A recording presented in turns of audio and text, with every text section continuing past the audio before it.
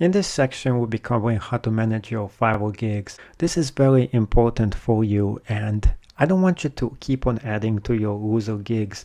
Instead, focus on the winners. By that, what I mean is very simple. Take a look at all the gigs I have.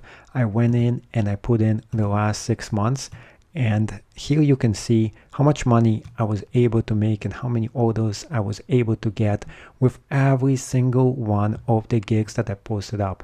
Some of my gigs are not getting any orders because I just posted them up.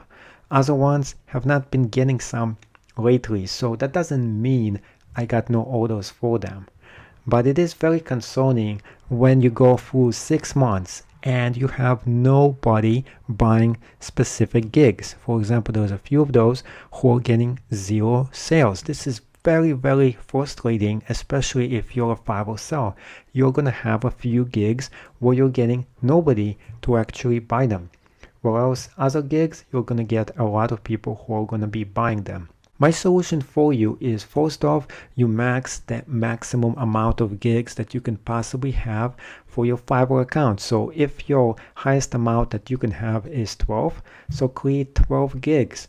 And then after a few weeks, you're going to see which ones are selling and which ones are not. And if you're going to be very active on Fiverr, I suggest you take out the gigs that are not selling. All you have to do is go in here and press on pause. Do not delete them, just pause the gigs, because then you can create another gig and post it up there and see if this gig is gonna sell.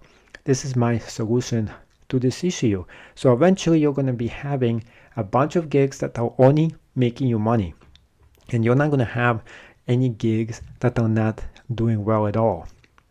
And every few weeks or every month or so, you're gonna go back, review the gigs that are selling, and keep the ones that are doing well and take out the ones that are not doing that good.